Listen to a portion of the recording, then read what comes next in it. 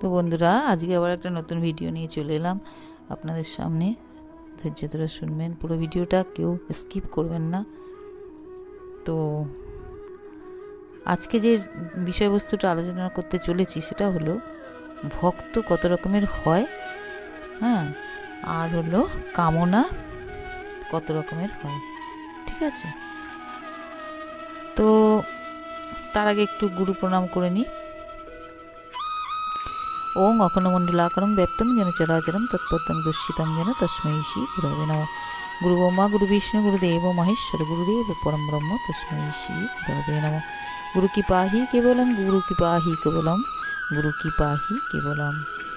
তো আমি এবার আমার বিষয়বস্তুতে প্রবেশ করছি।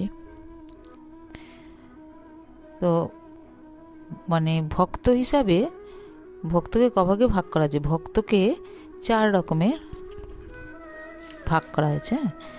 কি কি? একটা হলো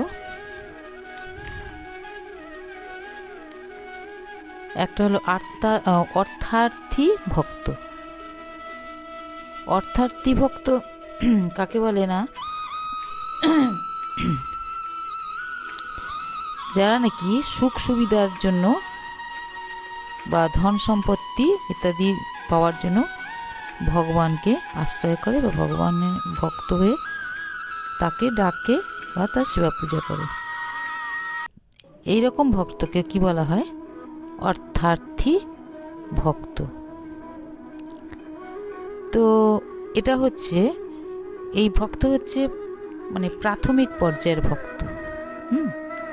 অর্থাৎ কেন প্রাথমিক পর্যায়ে বলেছে না, তাদের আকাঙ্ক্ষা নিয়ে তারা কিন্তু ভগবানের উপাসনা করে থাকে, হ্যাঁ, ভগবানকে ভালোবেসে নেয়। তাই জন্য এদেরকে বলা হচ্ছে অর্থার্থী ভক্ত। তো এখানে ধ্রুবের কথা কিন্তু উল্লেখ করা হয়েছে। তো বালক ধ্রুব কি করেছেন, একদিন পিতার কোলে বসার ইচ্ছা হয়েছে তার, কিন্তু তার ছোট মা তাকে বসতে দেয়নি।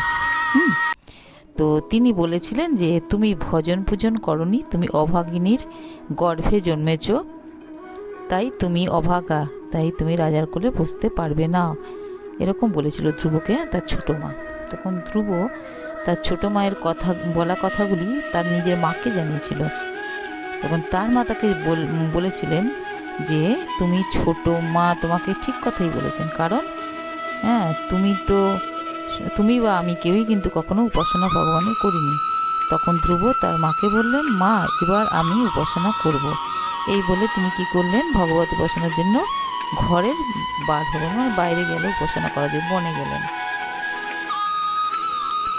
তো বনে যাওয়ার সময় বনে গিয়ে তো উনি সাধনা শুরু করে দিয়েছে, ভগবানকে ডাকতে শুরু করে দিয়েছে খুব কঠোরভাবে, খেয়ে না খেয়ে, মানে খেতে তো পেতই না, তো মানে দিনের পর দিন না খেয়ে থেকে সে ভগবানের সাধনা করতে শুরু করেছিল।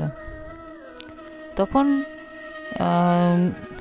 মানে নারায়ণ খুব যখন নারায়ণকে যখন ডাকছে, তখন ভগবান কি করেছে, সে স্থির থাকতে পারছে না। কিন্তু মানে গুরু মন্ত্র যদি না হয় তাহলে কি হয়, ভগবান কিন্তু সামনাসামনি আসতে পারে না।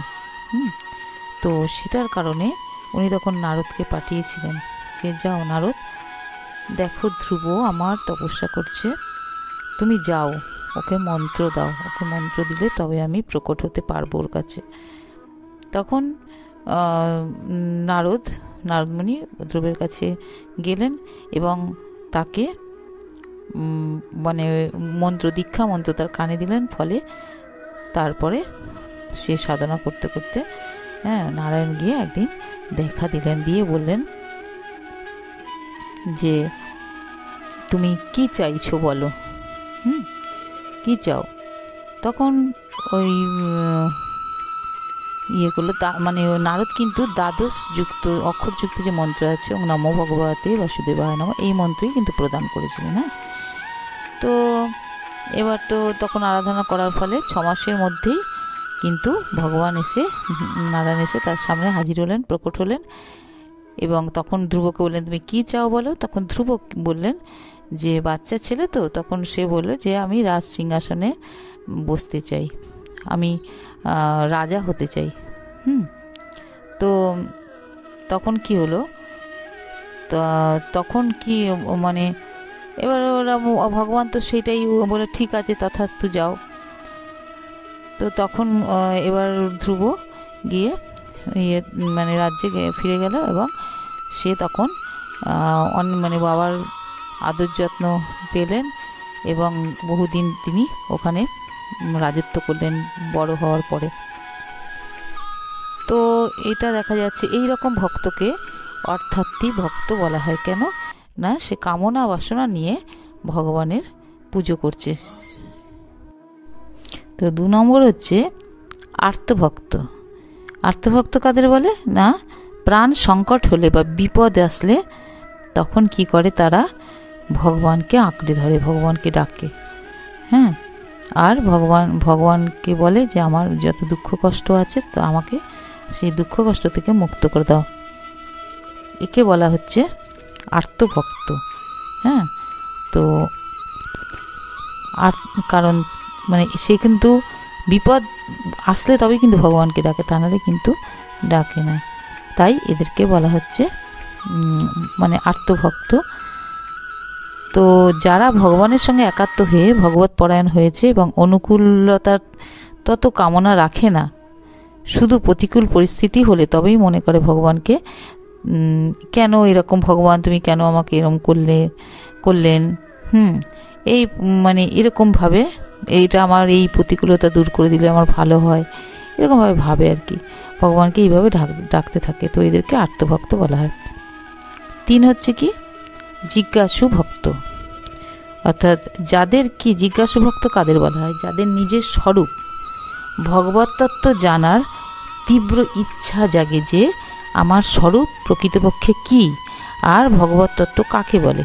হ্যাঁ, এই রকম এই তত্ত্ব জানার জন্য সে শাস্ত্র, তারা আর কি শাস্ত্র, গুরু, এ সমস্ত এদের সাহায্য নেয়। শ্রবণ, মনন, নিদিধ্যাসন ইত্যাদি উপায়ের সাহায্য নিয়ে যারা এই তথ্য জানতে চায় তাদেরকে বলা হয় জিজ্ঞাসু ভক্ত। তো এই জিজ্ঞাসু ভক্তর মধ্যে কিন্তু ভগবত ভক্তি থাকে, অর্থাৎ মানে সে সব কিছু জানতে চাইলেও সে কিন্তু তার মধ্যে কিন্তু সে ভক্তি সহকারে কিন্তু ভগবানের ভজনা করতে চায়, কিন্তু আগে জেনে বুঝে বিভিন্ন রকম জিনিস জানতে চায়। তো সেই একেই বলা হচ্ছে জিজ্ঞাসু ভক্ত। আচ্ছা, আর 4 নম্বর হচ্ছে কি জ্ঞানী ভক্ত। জ্ঞানী ভক্ত কাকে বলে? জ্ঞানী ভক্ত কিন্তু এই যে 4 রকম যে ভক্তর কথা বলা হচ্ছে তার মধ্যে জ্ঞানী ভক্ত কিন্তু শ্রেষ্ঠ। তো জ্ঞানী ভক্ত কাদের বলা হচ্ছে, দেখে প্রেমিক ভক্ত বলা হয়। হ্যাঁ, আর্থাতি, আর্ত, জিজ্ঞাসু, এই যে 3 রকম ভক্ত আছে, 3 রকম ভক্তের থেকে কিন্তু জ্ঞানী ভক্তকেই কিন্তু মানে প্রকৃত ভক্ত বলা হয়। তো জ্ঞানী ভক্তরা কি করে, সব কিছুর মধ্যেই কিন্তু এই ভগবানকে দর্শন করে। যে কোনো রকম অনুকূল অবস্থা বা প্রতিকূল অবস্থা, যে কোনো কিছুই পরিস্থিতির মধ্যেই কিন্তু তারা প্রেমে, ভগবানের প্রেমে, ভক্তদের প্রেমে বিভোর হয়ে থাকেন। আর এই জন্য ওই গোপীরা আছে, বৃন্দাবনে যে গোপীরা আছে, গোপিনীদের কিন্তু এই জ্ঞানী ভক্ত বলা হয়। তো তারা কি করে, জ্ঞানী ভক্ত যারা হয় তারা কি করে, যেমন গোপিনীরা ছিলেন, গোপিনীরা কি করতেন, নিজের সুখ পরিত্যাগ করেও কিন্তু প্রিয়তম ভগবানের সুখই কিন্তু কামনা করতেন, যে মানে আমাদের যা কিছু হয়ে যাক গোবিন্দ যেন ভালো থাকে। এরকম ভক্ত যারা আছে, যারা নিজের থেকেও ভগবানকে বেশি ভালোবাসে, ভগবান যাতে ভালো থাকে সেই জন্য চায়, সেটাই চায়, তাদেরকেই কিন্তু এইরকম জ্ঞানী ভক্ত বলা হয়। তাই কিন্তু এদেরকে মানে শ্রেষ্ঠ ভক্ত বলা হয়েছে। এদের কিন্তু অন্যান্য কোনো আকাঙ্ক্ষা থাকে না, ধন, যশ, প্রতিপত্তি কোনো কিছুর আকাঙ্ক্ষা থাকে না, এক ভগবান কিসে ভালো থাকবে, সেটাই এদের কাম্য আর কি, এরাই চায়। তো এই জন্য এটা তাহলে 4 নম্বর হয়ে গেল। হ্যাঁ, তাহলে আমরা জানলাম যে 4 রকম ভক্ত কি কি, আর তার মধ্যে শ্রেষ্ঠ কোন ভক্ত আমরা জানলাম। এবার আমরা জানবো যে কামনা কত রকমের। তো কামনা হচ্ছে 2 রকমের, একটা হচ্ছে পারমার্থিক কামনা, একটা হচ্ছে লৌকিক কামনা। তো পারমার্থিক কামনা কাকে বলছে? পারমার্থিক কামনা হচ্ছে মানে মুক্তির কামনা। হ্যাঁ, পারমার্থিক কামনাও কিন্তু আবার 2 রকমের ভাগ করেছে। হ্যাঁ,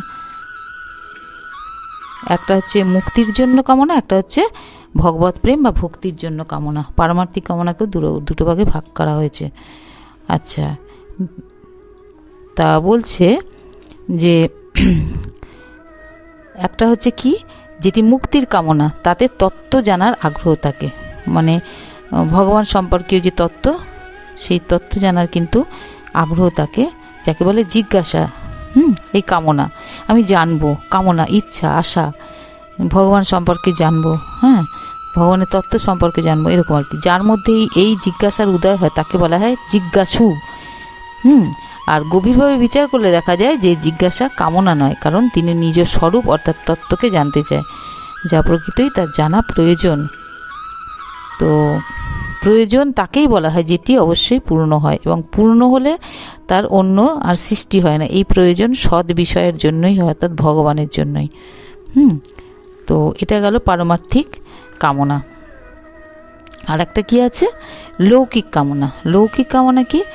লৌকিক কামনাও কিন্তু আবার 2 রকমের। পারমার্থিক যেমন 2 রকমের ছিল, সেরকম লৌকিক কামনাও কিন্তু 2 রকমের। যেমন হচ্ছে একটা হচ্ছে সুখ প্রাপ্তি করা, আর একটা হচ্ছে দুঃখ দূর করা, এই 2টো কামনা। তো শরীর যেমন আরাম চায়, জীবিতকালেই আমার আমাদের লোকে আদর আপ্যায়ন করবে, হ্যাঁ, মৃত্যুর পর আমি অমর হয়ে থাকবো, অর্থাৎ আমার নাম যশ থাকবে, হ্যাঁ, তারপরে আমার নামে একটা স্মারক লিপি তৈরি হবে, কেউ আমার নামে বই লিখবে, হ্যাঁ, যা পড়ে লোকে আমাকে জানতে পারবে, এরকম ধরনের, বা মৃত্যুর পরে স্বর্গে গিয়ে আমি স্বর্গ সুখ ভোগ করব, এগুলো কিন্তু লৌকিক কামনা বলছে। লৌকিক সুখ প্রাপ্তির যে এই কামনা, হ্যাঁ, এই কামনাকে বলছে। আর বলছে এতে কি হচ্ছে, বাসনা, মানে এই কামনার দ্বারা বাসনা আমাদের বৃদ্ধি পেতেই থাকে, মানে তাতে আমাদের কিন্তু বন্ধন সৃষ্টি হয়, আরও বেশি বন্ধনে আমরা জড়িয়ে পড়ব। এটা লৌকিক, তো আরও বেশি আমাদের বন্ধন সৃষ্টি করবে। তার ফলে কি হবে, আমাদের পতন ঘটবে, আর আমরা উদ্ধার লাভ করতে পারবো না। এই কামনা আমাদের যত বেশি হবে, তত আমরা কিন্তু আর এমন জড়িয়ে যাবো, আর উদ্ধার লাভ করতে পারবো না। এটাকে বলছে আসুরি সম্পদ, এটাকে কিন্তু ত্যাগ করতে বলছে। আর একটা কামনা কি না, দুঃখ দূর করার যে কামনা। দুঃখ 3 প্রকারের হয়, কি কি? একটা হচ্ছে আধিদৈবিক, একটা আধিভৌতিক, একটা আধ্যাত্মিক। 3 রকমের দুঃখ আছে। আচ্ছা, 3 রকমের দুঃখের মধ্যে আধিদৈবিক কাকে বলছে? অতিবৃষ্টি, অনাবৃষ্টি, শীত, গ্রীষ্ম, ঝড়, বৃষ্টি ইত্যাদিতে যে দুঃখ হয়ে থাকে তাকে বলা হয় আধিদৈবিক। অর্থাৎ অতিরিক্ত বৃষ্টি হয়ে বাড়িঘর ভেসে চলে গেল, বা অনাবৃষ্টিতে ফসল হলো না, জমি সব শুকিয়ে গিয়ে সব ফসল জ্বলে গেল। তারপরে অতিরিক্ত শীতে এত বরফ পড়লো যে বিরাট কোনো ক্ষতি হয়ে গেল, বা গ্রীষ্মকালেও তাই, এত তাপদাহ, অনেকে মারা যাচ্ছে, ঠিক আছে। তো এইগুলো, বা ঝড় বৃষ্টিতে বিরাট যে ক্ষতি হয়ে যায়, এইগুলোকে বলা হচ্ছে আধিদৈবিক। আর এইগুলো কিন্তু দেবতাদের থেকেই আসে। হ্যাঁ, এই তিতাব জ্বালা বলে না, তার মধ্যে এগুলো পড়ছে। তো এগুলো দেবতারা দিয়ে থাকে। হিংস্র জন্তু বা নিষ্ঠুর মানুষ হতে যে দুঃখ পাওয়া যায়, তো কোনো মানুষ হয়তো আঘাত করে কথা বললো, খারাপ কথা বললো, অপবাদ দিল, নানা রকম, এটাকে বলে আদি ভৌতিক। এটা একটা তাপ, হ্যাঁ, তিতাব জ্বালার একটা।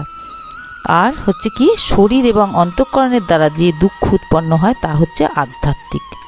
মানে শরীরে নানা রকম রোগ ব্যাধি, বা শরীর খারাপ হলে এটা সেটা যা হলো, শরীরের যে কষ্ট সেটাকে বলছে, বা অন্তঃকরণ, মনে যে আমরা কষ্ট পেলাম, কোনো ব্যাপারে কষ্ট পাচ্ছি, সেটাকে বলা হচ্ছে আধ্যাত্মিক তাপ। 3টে তাপ আমাদের আছে। তো তো এই দুঃখগুলি আমরা দূর করে সুখ প্রাপ্ত করার যে কামনা হয়ে থাকে, হ্যাঁ, সেটা একেবারেই নিরর্থক। অর্থাৎ এই কামনা পূরণ হয় না। এই কামনা কিন্তু এগুলো চলতেই থাকে। এই কামনা কখনো পূরণ হয় না। আমরা যে লৌকিক কামনা যেগুলো না, আমাদের কখনোই পূরণ হয় না। পারমার্থিক যে কামনাটা আমরা শুনলাম, সেটা কিন্তু আমরা পূরণ করতে, মানে সেটা ভগবানের জন্য, তো সেটার ভ্যালু অনেক বেশি। কিন্তু এই লৌকিক কামনা যত ত্যাগ করা যায় তত ভালো। এটা হচ্ছে আসুরি প্রবৃত্তি। হ্যাঁ, তো এগুলোকে ত্যাগ করা উচিত। আর তাহলে আমরা তিতাব জ্বালা থেকে যদি আমরা মুক্ত হতে চাই, এই যে তিনটে বললো না, আধ্যাত্মিক, আদিদৈবিক, আদিভৌতিক, এটা তিতাব জ্বালা। এই তিতাব জ্বালা কিন্তু যদি দূর করতে হয়, এক ভগবানের শরণাপন্ন হতে হবে। ভগবানের পথে আমরা যদি যেতে পারি, তার নাম গুণগান কীর্তন বা তার সৎসঙ্গ, সাধুসঙ্গ আমরা যদি সবসময়ের মধ্যে এর মধ্যে যদি ঢুকে থাকতে পারি, সংসার ধর্ম করার পরেও, তাহলে একমাত্র আমরা করতে পারবো, মানে আমরা এইসব জ্বালার থেকে বেরোতে পারবো। তো আজকে এই পর্যন্তই। এটাই ছিল আমার বলার বিষয়বস্তু। কাল আবার নতুন কোনো ভিডিও নিয়ে আপনাদের